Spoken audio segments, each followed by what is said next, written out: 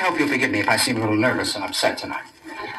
No, I'm not used to working in a room quite as intimate as this. As a matter of fact, my last appearance in New York was at Madison Square Garden. I didn't go over too well. There was a basketball game going on at the time. Thought I'd start off with one of the funnies. I think perhaps a better way of introducing myself, and I don't usually do this, except when I begin my act.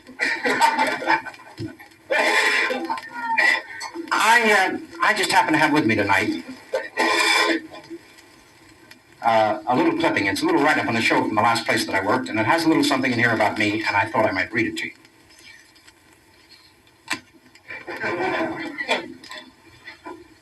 Goes on to tell about the show that I was on, the very fabulous Mae West. Very wonderful Anthony Dexter. Very fine Mr. America. Dance team. Betty and her bird. Pretty wild act. Head waiter. A few nice words about the men's room attendant.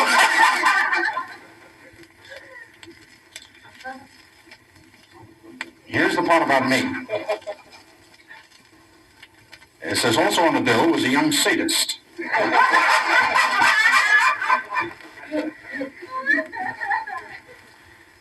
Satirist is what that is.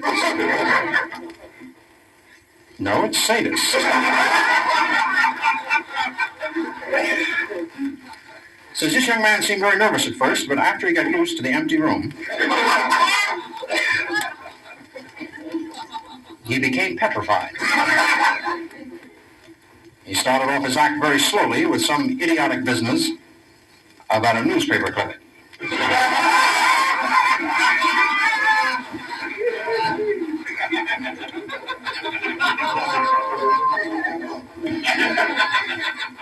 Says we liked the way he came on, and we particularly liked the way he got off. Has just completed a very successful 13 weeks engagement at the Copacabana in French Guiana. Now, I read an article on the paper today, which I think is quite important. I don't know whether you read it or not, but it's about the new Russian atomic submarine. And it says that the new Russian atomic submarine has just set a new world's record of 2 minutes and 48 seconds for submerging, surfacing, firing, and submerging again. This cuts 2 minutes off the previous world's record, and I think that these men deserve a lot of credit, especially the ones who were left on deck.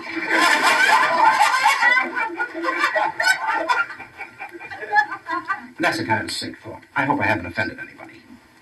You know, actually, sick humor is becoming a very,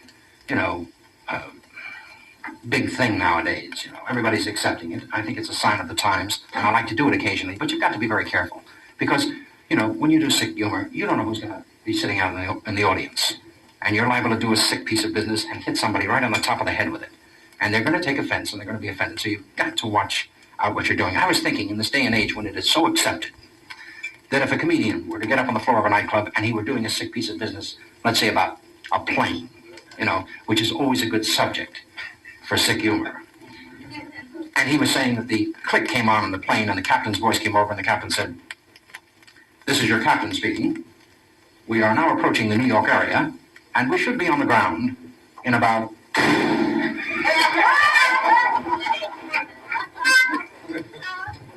And then he would say, "I'm terribly sorry, to tell a sick plane joke like that. Particularly since I understand that sitting in the audience tonight are some relatives of the victims of the last terrible disaster at Guam. Sitting over here, Mr. Thompson, who lost a wife and 2 children in that terrible disaster. Mr. Thompson, would you stand up and take a bow? Let's give him a nice hand, folks.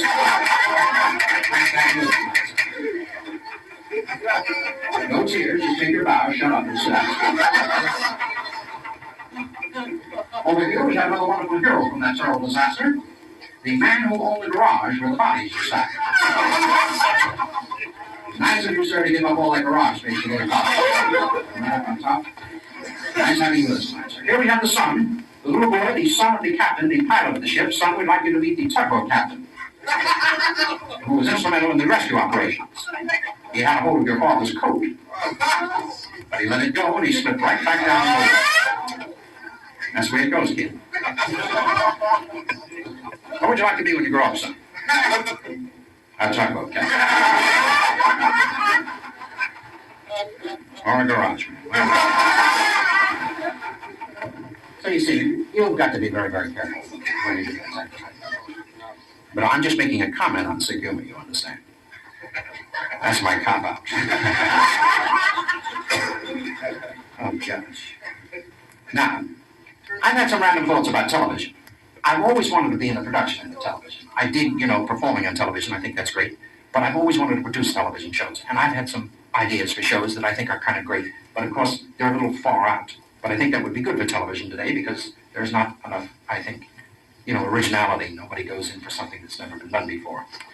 I have an idea for a show that's based upon the premise of have you ever wondered or thought what would have happened in history if, by some twist of fate, by some quirk of chance, the whole course of history had been completely altered and changed.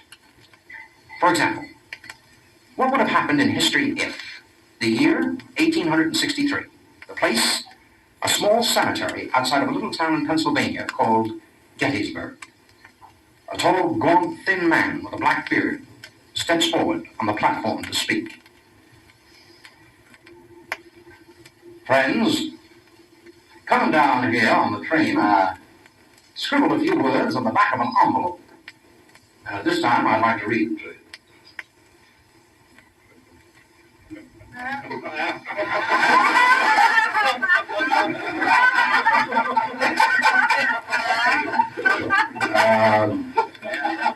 A few years ago, your daddies and my daddies, they kind of got together and formed one of these here nations. Hell was a humble. In conclusion,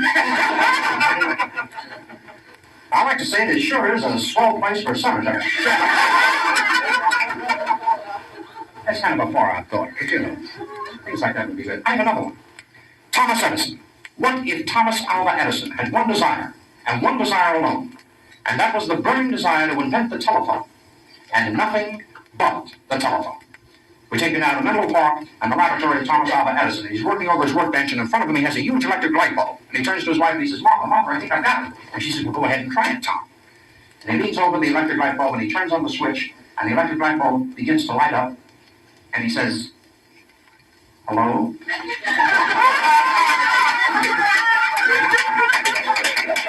And he throws it away. See? Kind of a thought. A random thought. There was a show on television for many, many years called The Late Show. And, I don't particularly care for The Late Show or the pictures that they show on it, but I've always wanted, I like to watch the announcer. And I've always wanted to be the announcer. Because, he has a lot to do, and it looks like fun. He always comes on and he always says, good evening, and welcome to The Late Show. From New York's largest and finest film library, The Late Show takes great pleasure tonight in presenting the first New York telecast of the 1938 MGM film classic, Club Trocadero.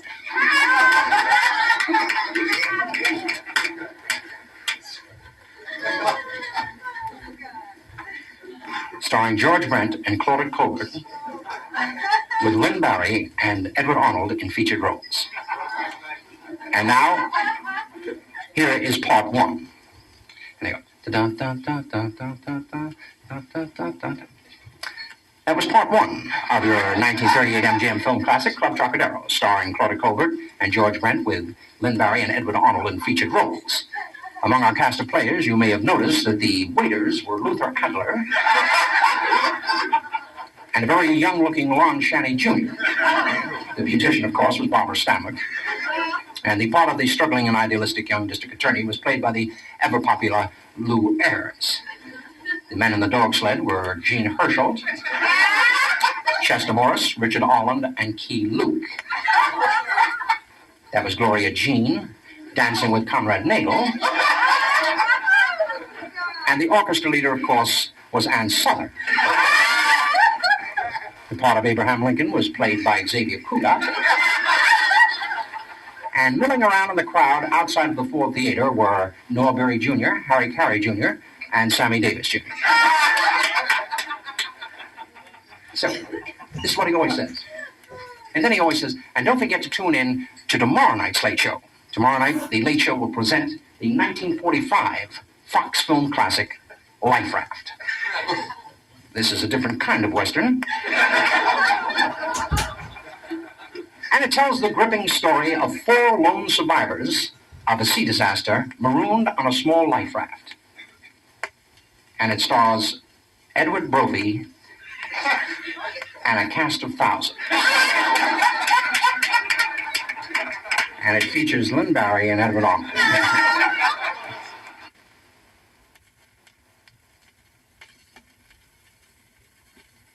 This is a bit, and I'm sure that you're familiar with it because we're back on the subject of movies now. And this is a type of movie, the detective mystery movie.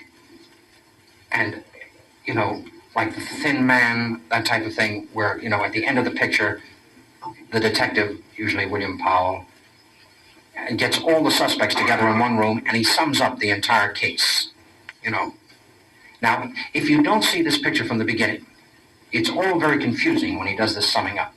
As a matter of fact, if you do see the picture from the beginning, it's all very confusing. But if you walk in the end and he's summing up the case, this is what it will usually sound like. Yes, Inspector! When you're handling this case, I knew it was going to be a tough nut to crack. But after devoting only 12 hours each day for the past 26 years, I have finally narrowed it down to the suspects who were called here together to this great auditorium. I'm just tickled at that to see the place is packed.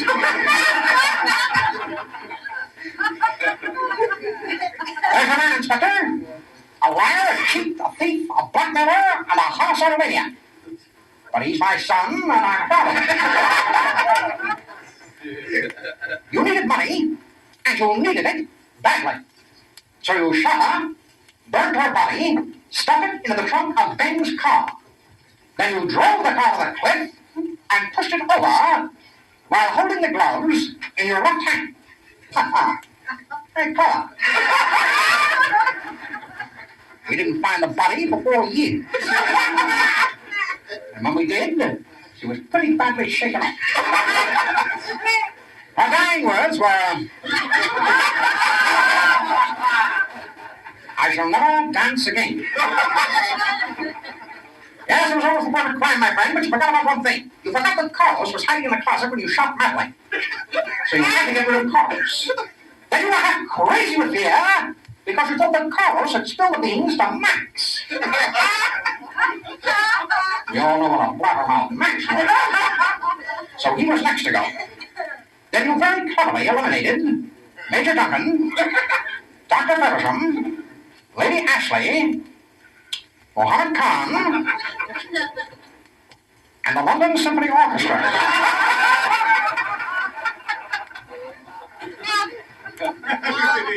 Also Lynn Barry and Eddie Long. Very clever the way you covered your tracks, my friend. Yes, but you forgot about one thing. You forgot about the Magnus Magnolia. Yes, the Magnus Magnolia, a rare flower that is only found on the southern tip of northern Tibet. But what you didn't know, my friend, was that the Magnus Magnolia only blooms at night. After that, the case was fairly simple. You were the only one who had a key to Maslin's closet. You were the only one who knew the secret of the Chinese bonds. You were the only one who could have gotten aboard the Star of Persia and still got back in time to force the passport of Henry de Val and still make the 6th race at Belmont. This was the fact that you never shaved led me to believe that you were wearing a mask. And it was in this way that you were able to elude me for 14 years by posing as my son. This was diabolically clever, Inspector. When you consider the fact that I don't have a son. Yes, but where you made your big mistake, my friend, was last night, when you wound the turban from left to right. And an idiot knows the turban is wound from right to left. Take him away, Inspector. Watch it, Inspector, he's got a gun. I'm sorry, my friend, but I took the precaution of loading that gun with blanks last night. Take him, Inspector. That was a gunshot, 4 of them there. Inspector? Yes. Well, we all make mistakes, Inspector. That's what makes horse racing. What's this on his arm? The mark of the squealer. Well, if this is the mark of the squealer, then you can't be the murderer. You must be the inspector. You can't be the inspector, you must be the murderer. And if you're a murderer, then you must be the inspector. And if you're the inspector, I must be in the wrong case.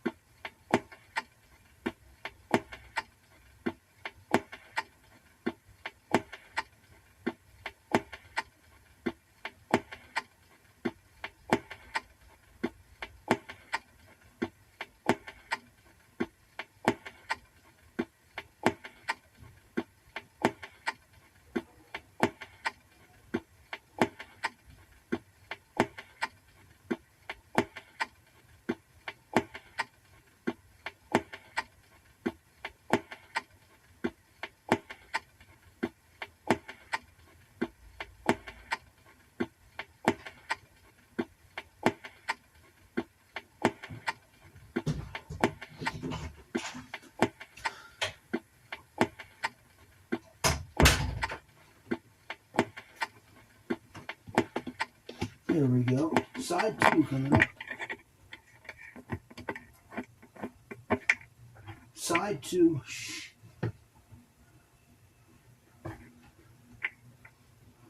It's just side 2, isn't it? Yeah. Side 2. Okay.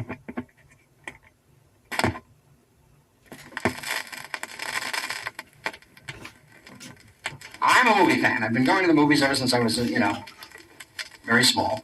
And like I used to go to 2 a day, down 42nd Street. Anyway, I found out something about movies down through the years, and what I found out is that they keep making the same pictures over and over again. This is true. And what happens as a result of this is that we keep getting the same types of lines and the same types of movies, and these lines are what are known as cliches, or movie cliches. A good example of this type of thing was during the last war. It was World War II.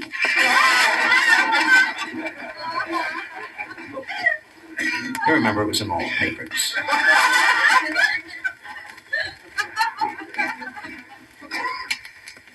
They used to have these war pictures with the Japanese in them, the Japanese lieutenant. And they always used to have this type of a cliche line, the Japanese lieutenant always say. Ah, so. Yeah, surprised. I speak your language. I see I was educated in your country at UCRA. You saw that. How about the price-fight pictures? The pictures about the champion, body and soul, always used to have this type of a cliche. Mom, I'm going to be champion of the world. I'm going to be champion of the world. I'm going to fight. I'm going to be champion of the world.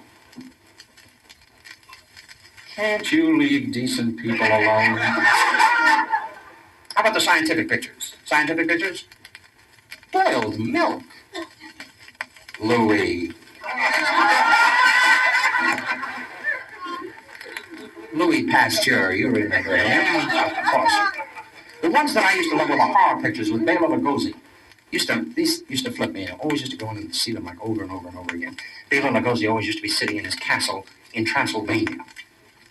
And some guy used to drop in to visit him, and they'd be sitting there chatting in this big empty castle with the cobwebs and the bats flying around. And like they'd be chatting, and all of a sudden there'd be a big winding staircase and some chick would come down the staircase all dressed in white veils, pasty white face, bats flying around her head, little holes in her neck, And like the visitor would kind of give it a take, and he'd look up, and Bela Lugosi always used to say, "Do not be alarmed, my friend. 'Tis only my wife. She's been dead for 13 years. How about when he plays the mad scientist? He plays always says this line when he's the mad scientist. "It will only hurt for a moment, my dear. And then eternal life." Always says it. Did you hear about what happened when Bela Lugosi died? He died, and he was in the funeral parlor and he was laid out in the casket. And Boris Karloff came by. And he said, he looked in and he said, "Bela, if you're putting me on."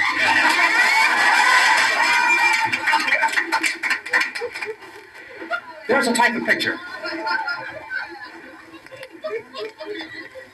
that I'm sure that everybody in this room has seen at one time or another. And that is the picture about the British in India, Lives of the Bengal Lancer, Gangadin, King of the Khyber Rifles. Now, these pictures are always exactly the same. The story is always the same. Characters are always the same. Even the names are always exactly the same. For example, the old British colonel is always Colonel Carruthers. And the handsome young lieutenant is always Lieutenant Forsyth. And the villain is always Mohammed Khan. And the producer is always Bernie Khan.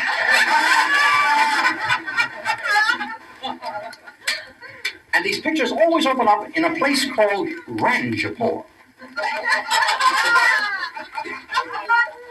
where Colonel Carruthers is addressing his staff. "Gentlemen, war was war in my Asia. And men were men. You take the case of the younger Feversham. Splendid family background. Father blown to bits at Khartoum. Grandfather cut to ribbons in the Sudan. Great-grandfather cut to pieces by the Fuzzy Wuzzy. Splendid family background. I first came in contact with the younger Feversham in the Crimea. You recall the positions? Here was I, sir, and here were the British. A thin red line, sir. Where from? here were the Russians. Guns, guns, guns. Well, sir, a man came to me, analyzed, with fear. The younger fellow. I can't face those guns, sir, he said. I looked at the man in my own silly way and I said, would you rather face me, sir? Well, sir, he bolted into those guns just as the barrage was starting. 2 minutes later, the smoke cleared. And there was Feversham. And there was Feversham.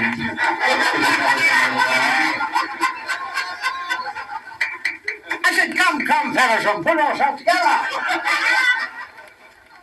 Too late, the man was completely to pieces. Then, of course, there's always the handsome young Lieutenant Forsyth.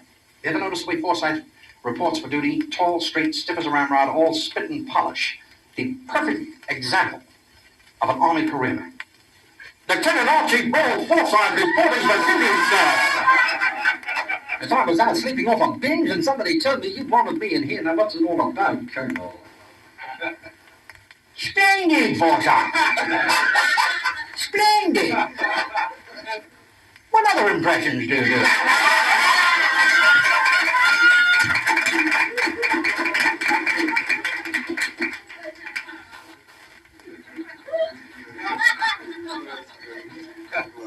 And then, of course, there is always the villain. The Oxford-educated Mohammed Sidney Khan.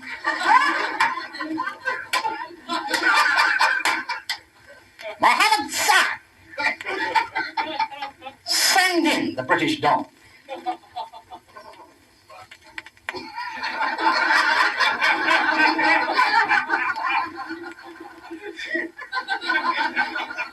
Down, boy, down. Very well. Now send in Forsyth.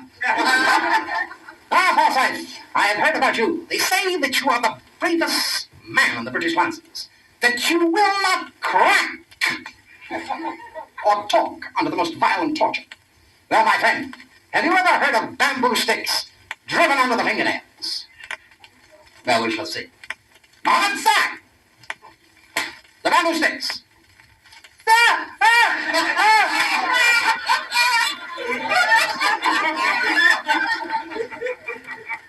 Not me, you fool.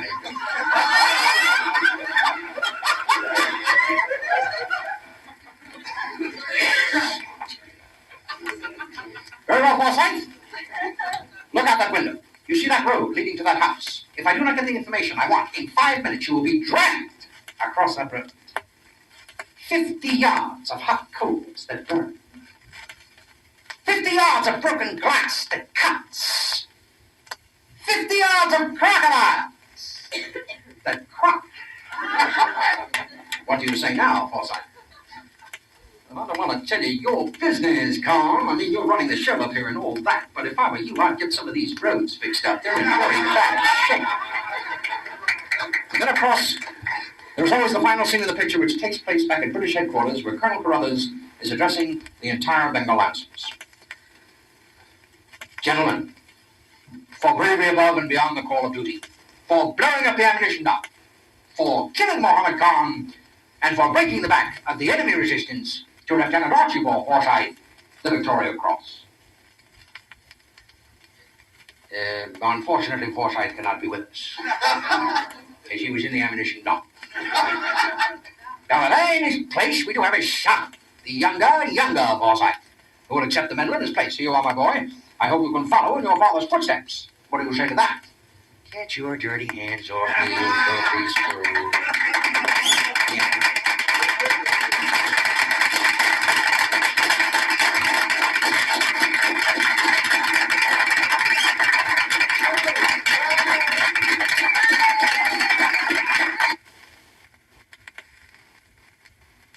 I have just returned from a visit to my home. And while I was there, I went back to my old grammar school, and I visited all my old teachers. They all remembered me. I just graduated last September. Well, that's a lie. Actually, I'm a college man. I went to a little university in upstate New York. You probably never even heard of it. Blink University? No. Well, it's a small school. Anyway, we had a man up there who was a football coach, and he was one of the great football coaches. As a matter of fact, he was known in sports circles. Well, he was known just everywhere. We just used to like to think of him as Mr. Football. Leon Football was his name. And I'll never forget the day that we played State University. It was during halftime, and he was giving us one of his magnificent pep talks.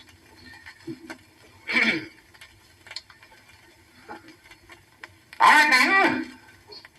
I'm not going to stand up here today and give you one of my magnificent pep talks.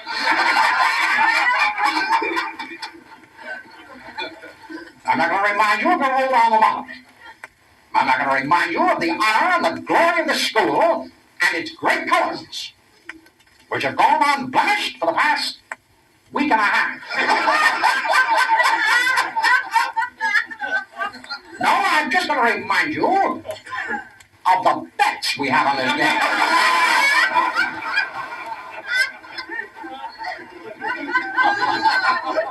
We're loaded up to here. Those bookies mean business. Now then, we've got a job to do. We've got the players to do it with. Naglansky. We expected bigger things from you this year, Naglansky. Well, just don't sit there when I'm talking to you. Now, it's better. Why can't you try and be more like Crazy Legs? Crazy Legs? Where's Crazy Legs? Oh, there you are. How are the legs? Crazy. Now, Softman, you're a good end. And Hopnagel, you're a good halfback. And a good end and a good halfback go hand in hand.